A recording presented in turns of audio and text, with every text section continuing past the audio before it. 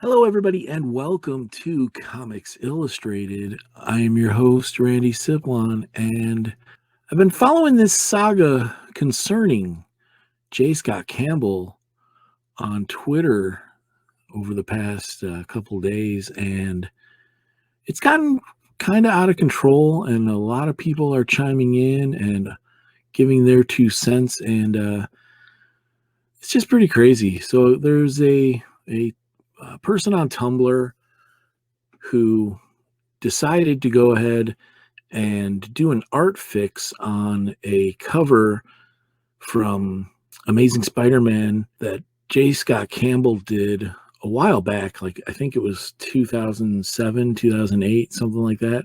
So this has been a thing for the past few years. A lot of people have come out and targeted J. Scott Campbell for his artwork being too sexualized and portraying women in an unrealistic body type. But here is an article about it from Bounding Into Comics, and it kind of goes over everything that I want to get into. And we'll go through this article real quick, and it has some of the responses on Twitter that caught my attention. So here it is. J. Scott Campbell's response to fixing his Amazing Spider-Man 601 cover sparks hypocritical outrage among critics. After issuing his own take on an attempt to fix his drawing of Mary Jane Watson, as featured on the cover of Amazing Spider-Man number 601, J. Scott Campbell has become the target of a hypocritical outrage mob, as the same critics who praise the unsolicited editing of his work have accused the artist of harassment and bigotry for doing the same thing. So here's the cover, and it's got Mary Jane, sitting on the couch waiting for Spidey to come home or whatever, and he's swinging outside the window there. So J. Scott Campbell, he's known for drawing, sexy women that have curves, and, that's something that is frowned upon these days. Roughly 7 months ago, according to a reblog of The Post from the @FixingBadComicArt account, which has since been renamed @BadComicArt, Tumblr user non-binary Finn Mertens, now Bunby, submitted a fix of the aforementioned cover to @FixingBadComicArt, a blog dedicated to highlighting fixed versions of bad or allegedly problematic comic book art by other Tumblr artists. I made an attempt at fixing this because it was so bad, LOL, wrote Bunby. It's not perfect, but it's better than it was, so that's all that matters, LOL. Just don't look too closely at it. It's fine. Okay, so here's a little side-by-side comparison. This is J. Scott Campbell's original, and this is the supposed fix, making it less sexualized, but also just less appealing as an image. Aside from just the anatomical differences, it's just a much livelier and better image. It's more fun, more interesting to look at. This one is boring. And there are some problems with some of the anatomy too. And we'll get into J. Scott Campbell's response to it. The various fixes made by Bunby to Campbell's art include the repositioning of Mary Jane's arms in order to take away their emphasis of her bust, covering up her cleavage with a shirt featuring a less revealing neckline, and lowering her left leg from its angled posture. Fast forward to May 2021, and Bunby's rendition of the cover began to spread like wildfire across social media, with critics of Campbell's art praising the edit for presenting what they believe to be a more realistic rendition of Spider-Man's iconic love interest. Eventually, the post caught the attention of Campbell himself, who responded to Bunby's criticisms on May 4th with a post of his own and announced that the fix is in. Initially posting his work on Instagram, Campbell explained in the post caption, which he later screenshotted and shared to his Twitter page, "You see, someone going by the name non-binary Finn Mertens took to fixing the artwork," as they put it, and well, that got a lot of people talking. Now, typically, I just ignore this sort of thing, but it seemed to go a bit viral, with even friends and colleagues reposting it, explaining that this sort of correcting of other well-established artists is just, well, tacky, which it is, wrote Campbell. In light of this, though, I decided to embrace the situation and do a little bit of art fixing myself. What do you think seems trendy? I'm up for new things, so let's have some fun and fix stuff. So Campbell goes in and he basically does a critique of Bun B's fix of his work by fixing a fix. So it's kind of meta. He does a whole drawing using the same pose, but he just fixes it, and he explains all the problems with Bun B's fix, like the Popeye forearm here, the boring way the legs are just parallel to each other, the fact that she looks like a little puppy dog sitting there begging.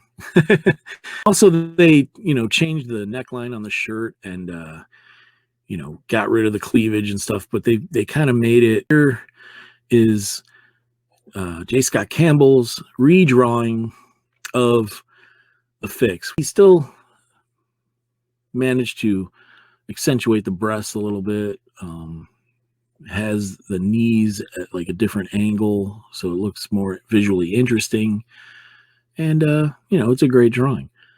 I still like the original cover better, but it looks good.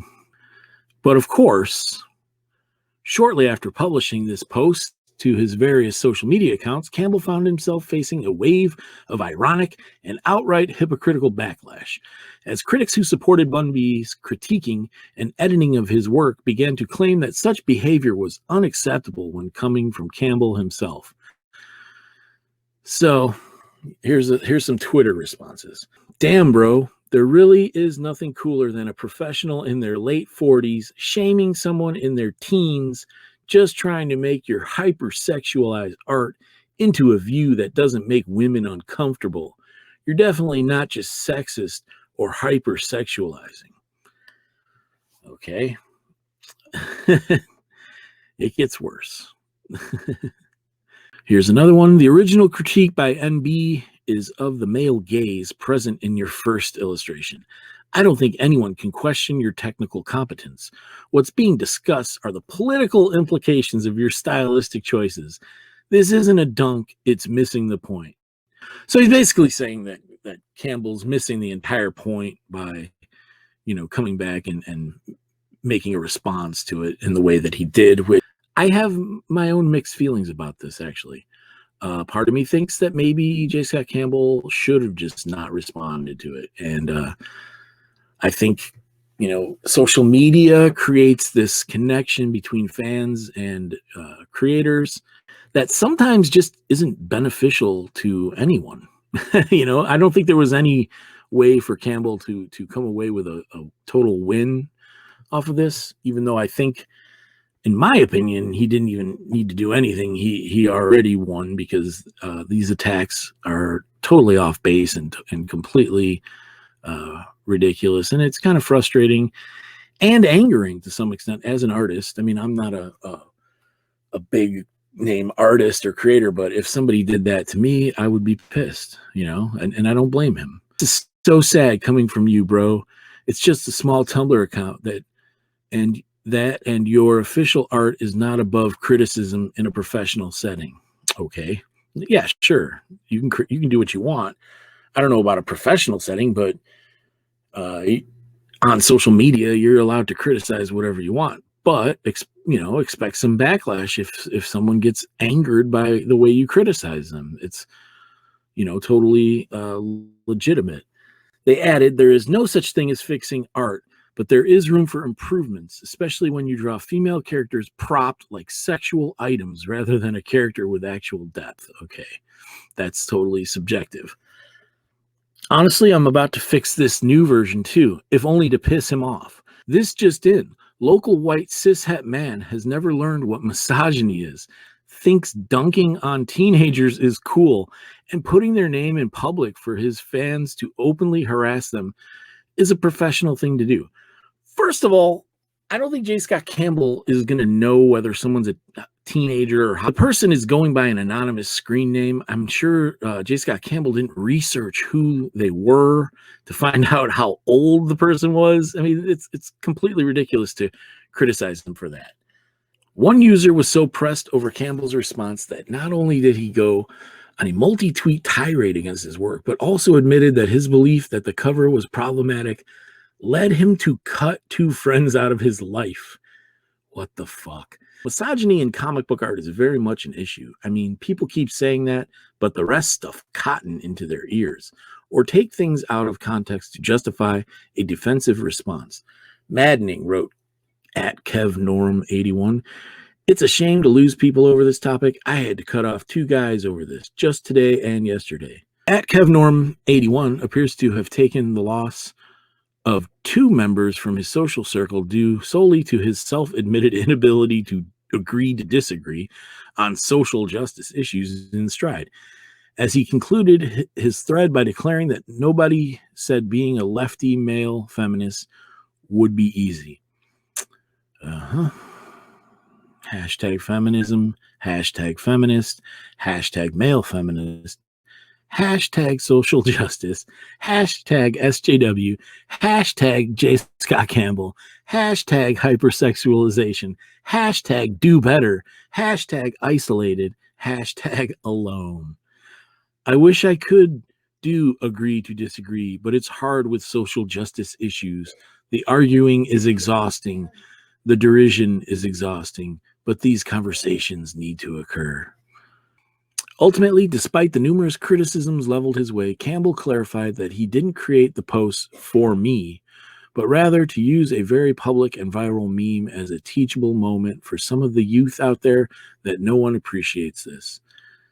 This isn't a good look, he continued. It was what some might call parody or humor to make a bigger point. I'm sorry if that was missed by you. People looked at it as him attacking this person for fixing his art, which, you know, I think it was warranted, but some might say, okay, he should be the bigger person in this situation. And I honestly have no problem with people doing the corrections thing. Like, you know, it's the internet. You have the freedom to do what you want. If you want to do that, that's fine. I think it's in the way that you present it. This is such bad art. You know, LOL, just being very flippant about it, and then putting up a corrected art fix that, you know, wasn't very well done. And, you know, I think that's one of the issues here. And lastly, it says, what do you make of Campbell's response to the latest criticism of his Mary Jane drawing? Let us know your thoughts on social media or in the comments down below. And this was an article by, I like to give credit where credit is due, and I forgot to. This article was by Spencer Bakuli, and this is the thing that really got me was the original post. I made an attempt at fixing this because it was so bad, LOL. It's not perfect, but it's better than it was, so that's all that matters, LOL. Just don't look too closely at it. It's fine. And may as well tag at Fixing Bad Comic Art, since their blog is mainly what inspired me to do this. Yeah, I do have mixed feelings about this because I in a way, like, you know, yeah, when I saw J. Scott Campbell's response, I laughed and I liked a lot of the things that he pointed out. But part of me also thought, you know what, like, it's just some stupid kid on the internet. You might as well just let it go. But, you know, it is what it is. You know, I still think it was funny. I don't think that the attacks against him are warranted at all. There's a lot worse that I came across. I'm not going to, you know, go into them here, but if you want to check it out, I recommend it. It was an interesting Twitter thread to follow. There's also some on Instagram too. Check out J. Scott Campbell's Twitter, and you can find the whole thread. It's still going. It's still ongoing. He's still arguing with people. And that being said, a lot of people attacked him. I think even more people came to his defense and are fans of his artwork, and I'm a fan of his work too. And that's about it for this. Make sure to like, subscribe, comment. Let me know what you guys think, because I think this cancel culture stuff, I know it's a talking point that a lot of people are like, oh, there's no such thing as cancel culture. But I mean, this is, getting close to hitting home with me as far as my love of comic book art. And I don't like to see creators being censored or attempts at taking someone's career. Who knows what this could affect in the long run, this kind of stuff. And I'm not a fan of it. This is like a perfect example of the current state of the way comics are drawn. There's just no excitement to the artwork. Everything's so safe and just very boring and ordinary looking.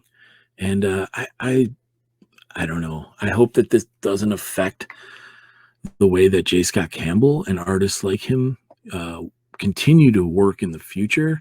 I hope that everything doesn't become homogenized because they don't want to offend anyone. I know that artists like Adam Hughes and Frank Cho and others have been, also attacked on social media.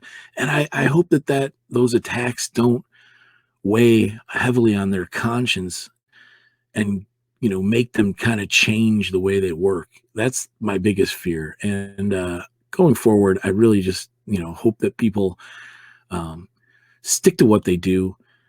Don't let cancel culture, don't let social media, don't let the woke Twitter mob affect the way you make comics, because that's not going to make for good comics. If we listen to every kid that has a Twitter account that thinks that anyone over the age of 40 is a boomer, then I'm afraid for the future of comics and comic book art.